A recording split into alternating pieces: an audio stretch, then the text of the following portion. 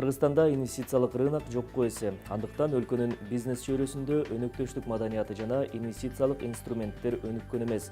Ал эми инвестициялык рынокту өнүктүрүү үчүн кандай аракеттер жасалышы керек? Бул суроо ачык бойдон турат. Инвестиция бул капитал эле эмес, билим, жаңы технологиялар жана бизнести башкаруунун жаңы ыкмалары. Ошол себептүү ички дүң өндүрүмдүн 40% берген чакан жана орто ишкерчилик инвестицияга муктаж.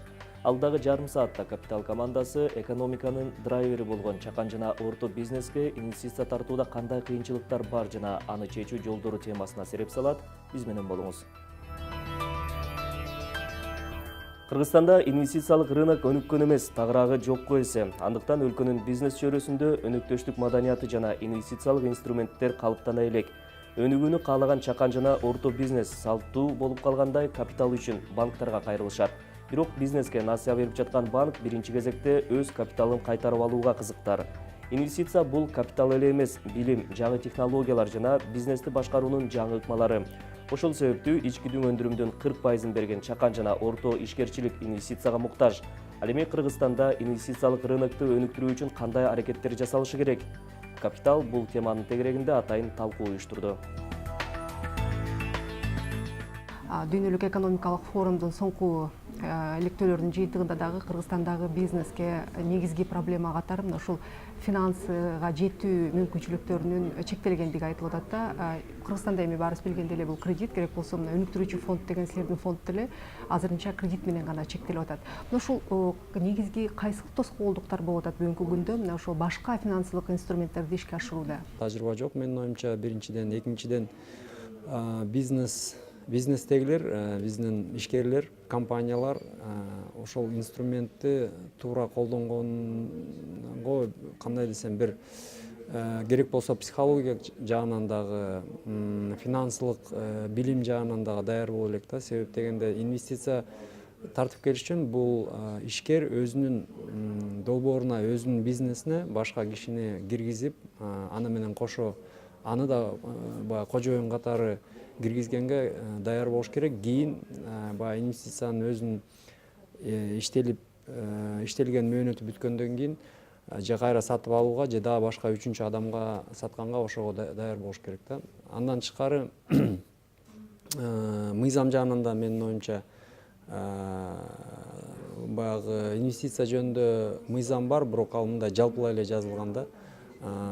Салык жагынан, мыйзам жагынан көзөмөлдөөчү кандай инструменттер болуш керек, инвестициялык фонддорду башкарган компаниялар, управляющий компаниялар, алардын жоопкерчилиги кандай болуш керек? Мисалы, инвестиция туура колдонулбай, башка тескери жакка кетип калса, алардын жоопкерчилиги кандай? Ошол жагынан дагы аягына чейин иштелип даяр боло элекпиз да, толугу мененчи. Эми албетте мисалы үчүн проблема дагы бар, бирок ошол эле маалда мисалы үчүн бул проблемалар бар, демек бул рынокту түзүү мүмкүн эмес деп айтуу дагы болбосо керек. Эң негизги кандай бүгүнкү күндө аракеттер көрүлүп жатабы кандайдыр бир деңгээлде бизнес жагынан? Акцияга менен облигацияга эмнеге бизде инвестиционный фонддор жакын арада иштебейт? Анткени бизде Кыргызстанда экономикабызда жана узун мөөнөткө тарта турган капитал жок. Инвестиционный фонд дегенибиз Кыргызстанга кандай керек? Бул жанагы түзмө-түз инвестиция кыла турган инвестиционный фонд, жана прямой инвестиция кыла турган. АФСнин акыркы изилдөөсү боюнча Кыргызстанда эң азынан орто жана чакан ишканаларга $200 миллион тегерегинде муктач деп аныктаган бир отчет бар. Бирок биздин оюбуз боюнча жана башка бизнес ассоциациялардын ою боюнча мындан да көбүрөөк да бул көрөм. Эми экинчиси жанагы биздин мыйзам кандай түрдө даяр эмес. Мисалы бир инвестиционный фонд жалгыз эле жана инвестицияны капиталга кылганга даяр эмес, кээ бирде гибридный инструмент финансирования деген бар, же мезонинный кредит деген бар. По сути бул кредит берип атат компания, бирок анын ордуна акцияны алып атат да. Эгер ошондой бир компания бизде түзүлө туруп инвестиция бере турган болсо, бир кредит бергенден кийин бизде улуттук банк унчукпайт, бирок экинчи кредит бергенден кийин уже микрокредитный компаниянын лицензиясын алганга муктач болуп калат. Бирок өзүнүн инвестиционный фонд катары жарыялап иш кылам деген компания анын да аябай көп чектөөсү бар экен. Анткени бизде көп биз тарап ойлонбой туруп эле Россиянын жана немесин опытын, тажрыйбасын алып эле которуп койгондой да. Мисалы биз инвестиционный фонд кылабыз десек, бир инвестиция 10%дан көп кыла албайбыз. Анан көп акчаны кэш менен кармаш керек экен, наличный менен. Андан кийин инвестиция кыла турган болсок, биз акцияларга эле инвестиция кылат экенбиз. Бирок биз баарыбыз билгендей, орто жана чакан ишканалардын баары бул же ОСО болушат, эң көп түрүндө. Кээ бирде ЧП болот, бирок ЧПны кайра ОСОго алмаштырса болот да. Анан ОСОго кандай инвестиция кылабыз десек, буга мыйзам так түрүндө жооп бере албай атат азыр.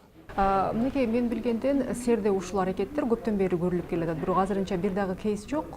Бирок ошентсе дагы, мисалы үчүн силер айтып аткансыңар, бир-эки компанияны керек болсо тандап алып, алар менен иштешүү процесстери жүрүп атат деп.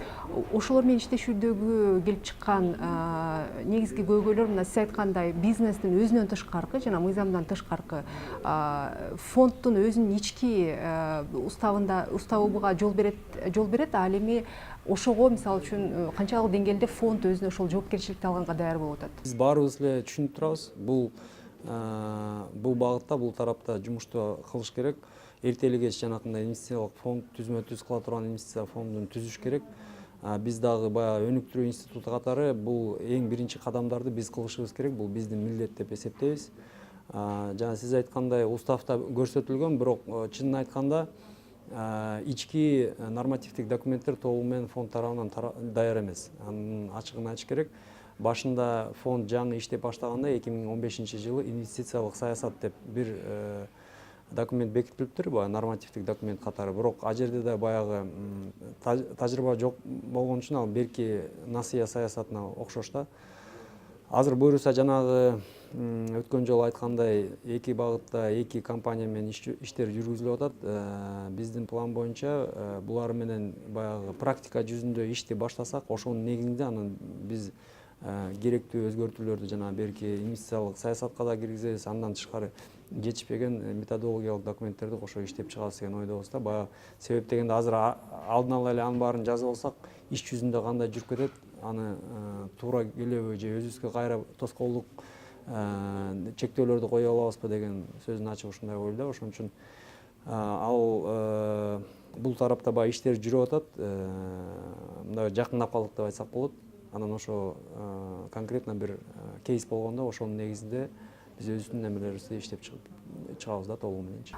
Бул жерде канчалык кандайдыр бир деңгээлде саясий эрк жөнүндө айтуу актуалдуу? Мисалы үчүн буга бир эле ошол жанакы нормативдик документтердин даяр эместиги жана башка нерселер жолтоп атабы, же кандайдыр бир эрк дагы жетише албай жатабы? Эрк керек, ансыз болбойт. Себеп дегенде негизи эле мисалы берки насыя берүү инструменти менен салыштырмаганда инвестициялык инструментте тобокелчиликтер бир топ жогору. Ошон үчүн муну баягы кандай десем 7 жолу ченептир бир жолу кес деп коет го. Ошондо жакшылап тобокелчиликтерди карап иш жүзүндө кандай жүрүп кетет, ошонун баарын жакшылап анализ кылып туруп анан кийин киргизишибиз керек да. Соңку бир сүйлөшүүдө сиз фонддун өзүнүн компетенциясынын жетишсиздиги жөнүндө да айттыңыз эле да. Фонддун өзүнүн мурда баягы кызматкерлеринин, себеби бул баары бир кредиттен өтө чоң айырмачылыгы бар деп. Бул жагынан мисалы үчүн кандайдыр бир башка жактар менен кызматташтык же болбосо ошол даярдоо процесстери да жүрүп атабы? Биздин өзүбүздүн фонддо негизи эле Кыргызстанда инвестиция менен жакшы иштеген тажрыйбасы бар адистер мен болсо дагы аз, жок деп айтсак болот. Ошондуктан биз эң биринчи ушул фонд инвестиция фондун түзүү жөнүндө ишти жүргүзгөндө биз баягы фонддун тажрыйбасы жетишсиз болгондуктан биз жалгыз өзүбүз эмес, башка дагы партнерлор менен бул тарапта тажрыйбасы бар, керектүү адистери бар ушундай мекемелер менен ишти чогуу жүргүзөбүз деген ойдобуз да. Бул биринчи тарабынан бир багытта бул IFC менен иш жүргүзүлүп атат.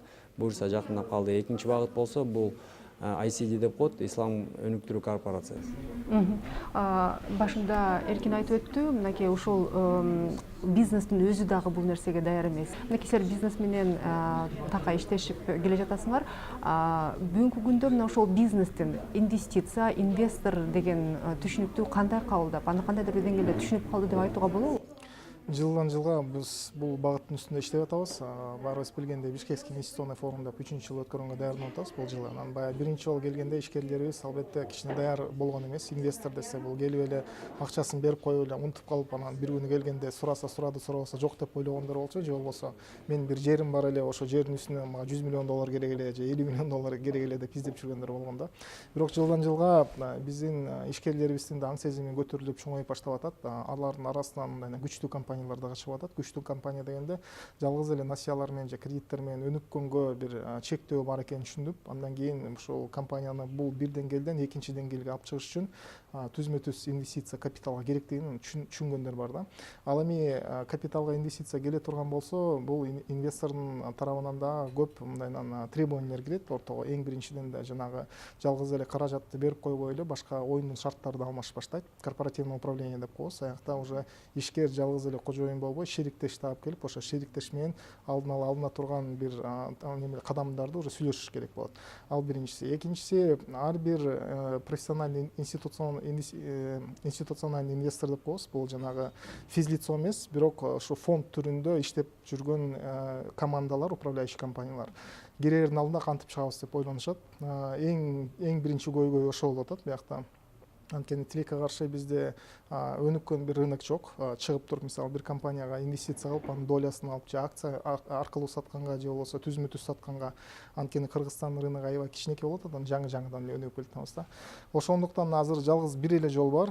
Эгер бир ишкер өзүнүн компаниясына инвестиция тартам деген болсо, буну деген беззалоговое кредитование деп ойлонуш керек да. Мындайча айтканда, күрөөсүз бир узун мөөнөткө каражат берилип атат. Ал каражатка неме кылып жана күрөө катары өзүнүн компаниянын акциялары кирип атат. Анан инвестор менен чогуу отуруп иштегенге даяр болуш керек. Бирок бир нерсени түшүнүш керек. Инвестор көп болсо бир 5-6 жылдан кийин берген каражатын чыгарыш керек. Анын үстүнө дагы бир прибыль табыш керек. Анткени бул управляющий компаниянын өзүнүн акчасы эмес. Бул жанагы чоң өнүктүрүү фонддорго окшогон фонддордон тартылып келген каражат. Анан кайра муну кайтарып бериш керек. Кайтарып бергенде үстүнө дагы кирешеси менен бериш керек да. Ошондуктан көп бул ушундай нюанстарды бүтүн эле биздин ишкерлер түшүнөт десеп айтсак бул жалган болуп калат. Көбүнчөсү түшүнбөйт, бирок арасында түшүнүп, анан өздөрү Кыргызстандын ичинде эмес, бирок Кыргызстандан сыртка чыгып, уже инвестиционный фонддор менен сүйлөшүп, инвестиция тартканга даяр компаниялар пайда болуп атат. Мен билгенден, мисалы үчүн Кыргызстандын ичинде дагы биринекин инвестициялык компаниялар бар. Жана тажрыйба жок деп айтылып кетпедиби? Алар ошол эле тейлөө тармагына, билим берүү тармагына инвестиция тартып келип, ички жана сырткы инвесторлордун акчасын. Мына ошол компаниялардын бүгүнкү күндөгү аракети канчалык бир деңгээлде ошол инвестициялык рынокты калыптандырууга негиз болуп шарт түзүп атабы? Бул аябай чоң жоопкерчилик. Бул эң биринчи компанияларга, албетте андай компаниялар бар, аны Эркин мырза деле жакшы маалыматтар. Эми бияктан Орус-Кыргыз өнүктүрүү фонду болобу же башка бир чакан компания, мисалы жана чоң IFC'нин болсо, ICG'нин капиталын алып келип иштеп баштаган болсо, биякта чоң жоопкерчилик болот. Анткени бияка чейин, буга чейин мындайынан бир да компания иштеген эмес. Анан бул компания туура эмес иштеп кетсе, анда мындан кийин уже жол жабылып калабы деп коркобуз да. Эмнеге дегенде, жана Эркин мырза айтып кеткендей, биякта түзмө-түз инвестициялардын критерийлери, анан параметрлар управлениеде башкача болот да. Мисалы, кредитте деген бирөөгө кредит берип коюп, залогду алып коюп, анан банкир өзүнүн комнатасынан чыкпай эле жашай берсе, түзмө-түз инвестиция алгандан кийин инвестор ошо компания менен күнү түнү жашайт да. Мисалы, каякта талаада бир сельхозпроизводитель болсо, ошо менен жана кирзовый сапогдорду кийип алып, ошо менен иштеп, ошо менен жатып, ошону жана компаниянын бутуна тургузмайынча өзү киреше таба албайт. Ошондуктан муну аябай жакшы түшүнгөн бир компания башташ керек. Анан баштаганда да менин оюмча кичинекей кадамдар менен башташ керек да. Жана чоң кадамдар менен баштап салып, аяктан толтура ката кетсе, андан кийин тилекке каршы бизге жана Кыргызстанда азыр көп чоң улуттук организациялар карап турат. Мисалы, IFC'ге окшогон болобу же Европейский банкка окшогон болобу, башка институциональный инвестор бар.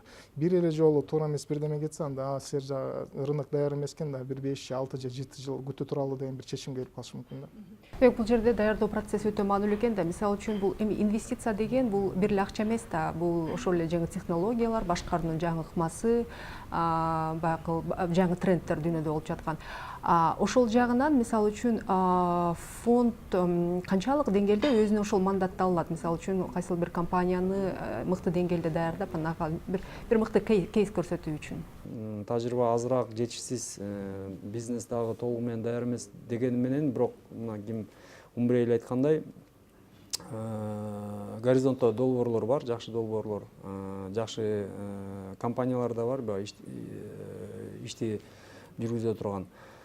Бул жерде абдан эң биринчи долбоорлорду абдан мындай кылдаттык менен карап туруп даярдап ишти ашырыш керек да, анан кийин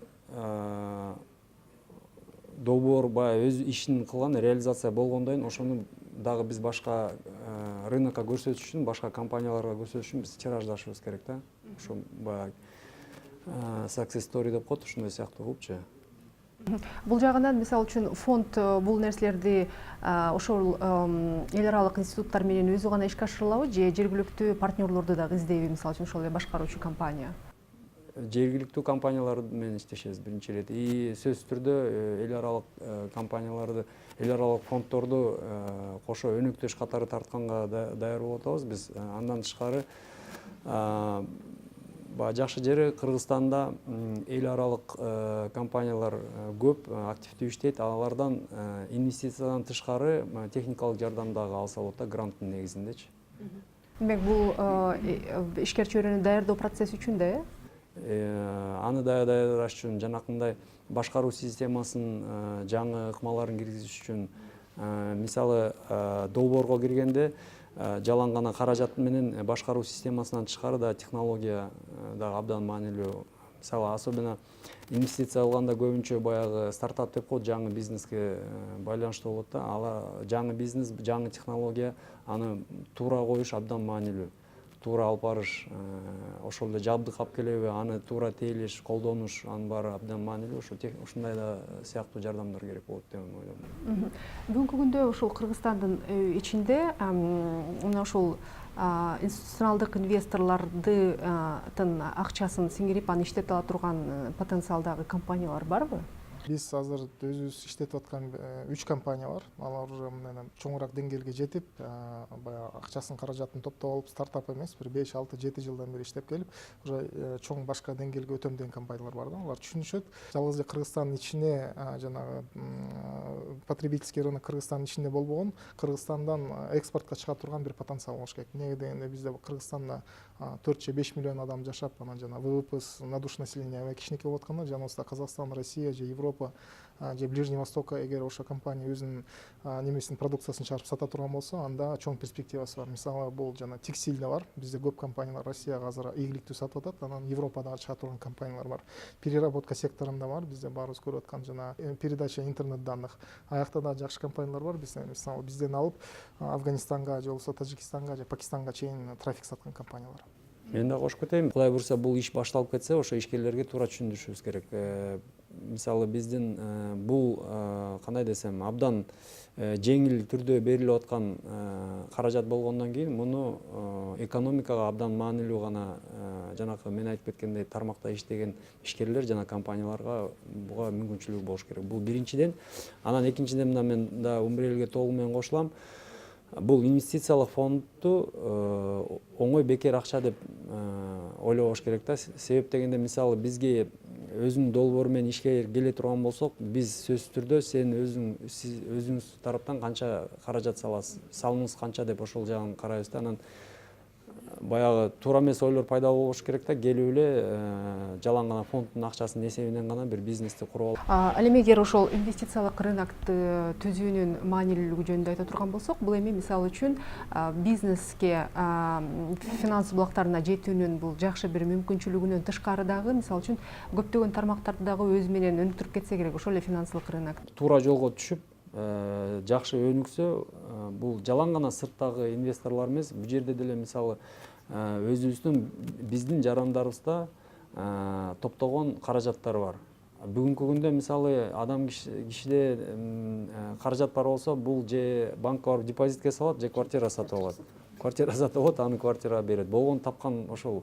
Жанакындай инвестициялык, бул эми тез болбойт, буга балким 7, 8, 10 жыл керек болот. Бирок бул инвестициялык рынок өнүгүп кетсе, ошол эле каражаты бар адам жанакындай бир компанияларга акцияларын сатып алып, ошо өзүнүн каражаттарын кана выгодное вложение деп коебу, ушинтсе болот да. Чынымен эле баягы Кыргызстанда канча көп аракеттерге карабастан, ошол колунда акчасы бар кишилер, кирип ошол эле мигранттар мисалы үчүн акчасын кантип туура иштетүүнү билбей жатпайт. Демек бизде баягы акча айланбайт да.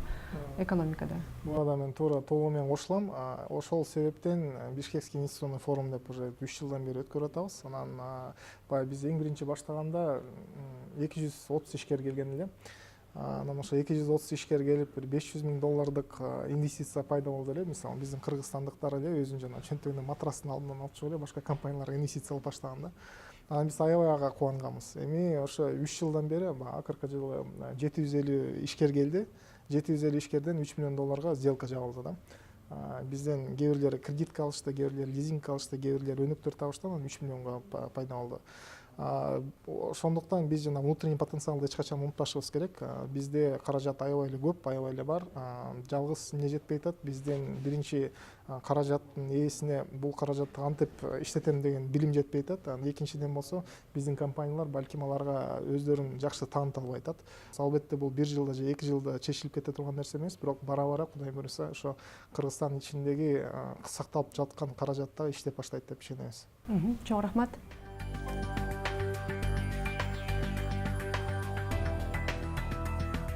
Кыргызстанга чет жактан келген түз инвестициялардын көлөмү жыл сайын азаюуда. Бирок келген инвестициянын дээрлик бардыгы тоо-кен тармагындагы ири долбоорлорго тартылган жана бул долбоорлордон өлкөгө кошумча нарк кирешеси калбайт. Демек экономикага тийгизген таасири төмөн. Ошол эле маалда чакан жана орто ишканалардын ички дөң продукттагы үлүшү расмий статистика боюнча 40% түзүп, көмүскө экономиканын көрсөткүчү менен 70%га жакындайт. Экономиканын драйвери болгон чакан жана орто бизнеске инвестиция тартууда кандай кыйынчылыктар бар жана аны чечүү жолдору? Кыргызстанга институционалдык инвесторлор дээрлик келбейт. Алар үчүн Кыргызстан белгисиз, өтө тар рынок. Бирок ошого карабай азыр саналуу инвестициялык фонддор чет элдик финансылык институттардын, жеке инвесторлордун акчасын тартууга аракет кылууда. Они, не имея опыта здесь инвестирования, соответственно, считают Кыргызстан рисковым рынком. Бул жака инвестиция кылуу тажрыйбасы жок болгондуктан Кыргызстан тобокелдүү рынок деп саналат. Экинчиден, Кыргызстан кичинекей рынок. Демек, бул өлкөдө бизнестин масштабын кеңейтүү мүмкүнчүлүктөрү азырынча далилдене элек.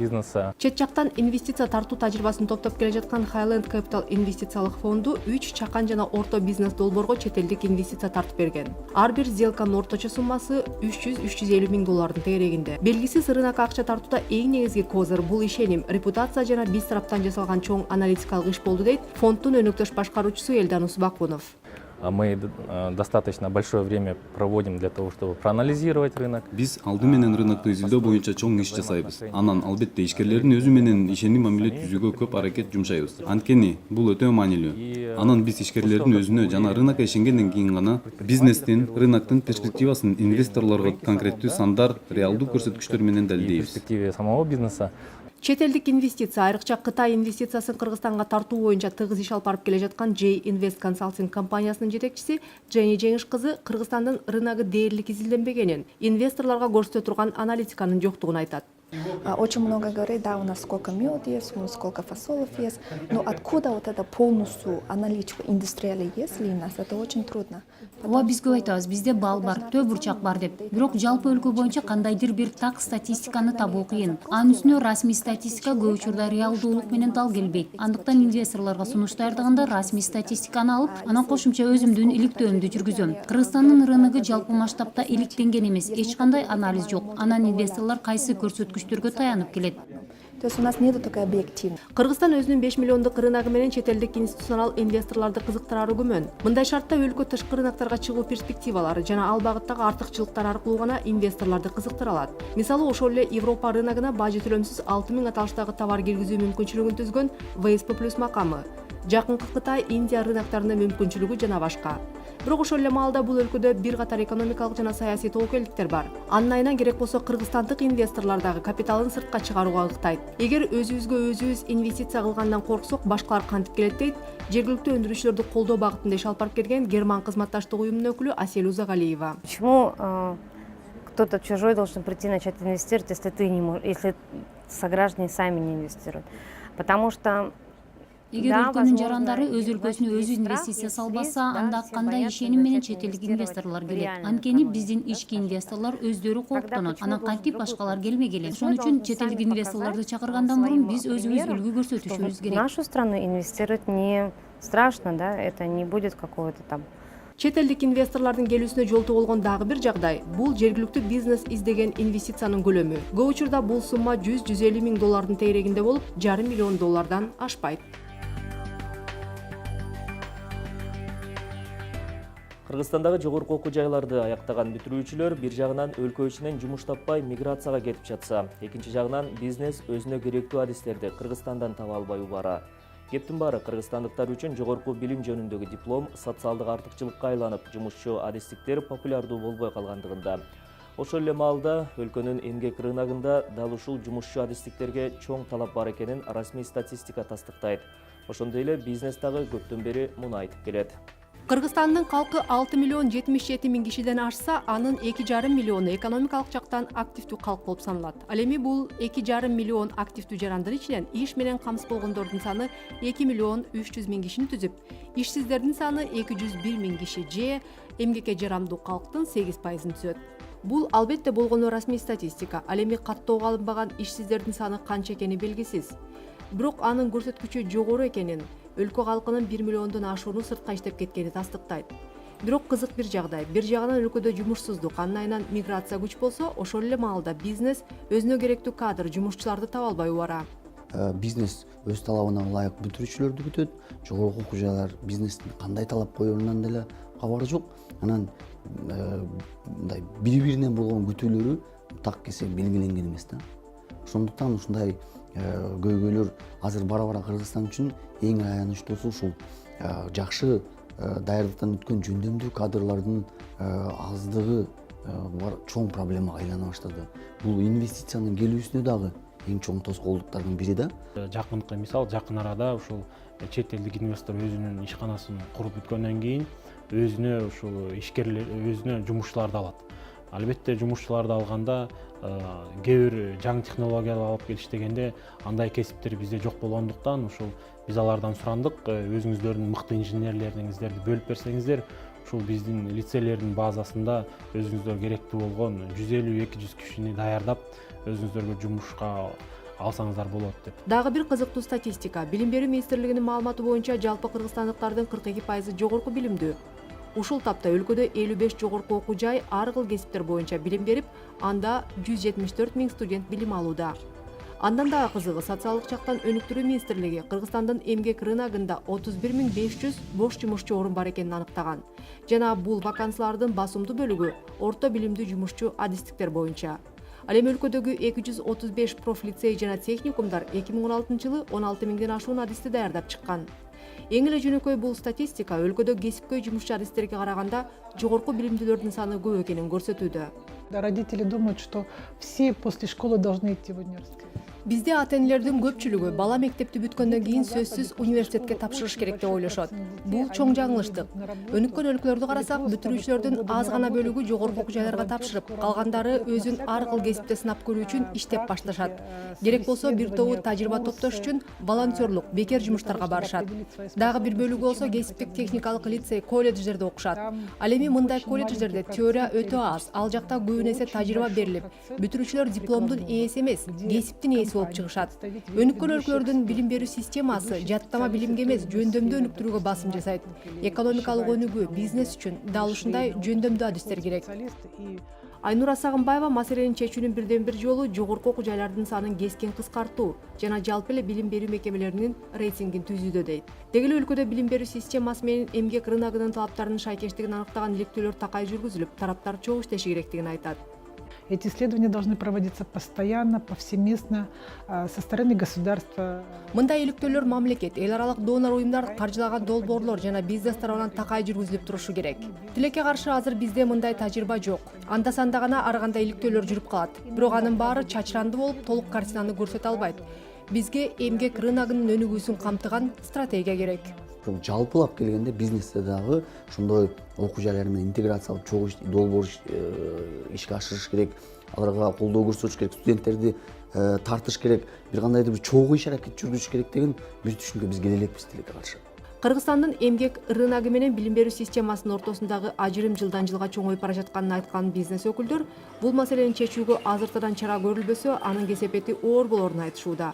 Азыр эле бир катар компаниялар кесипкөй адистерди сырттан тартууга аргасыз болууда. Бул капитал экономикалык абзору болду. Бул жана башка экономика, бизнес темалар менен 3-чү күнү ушул эле маалда кесиптешим Айсулуу Тикимбаева тааныштырат.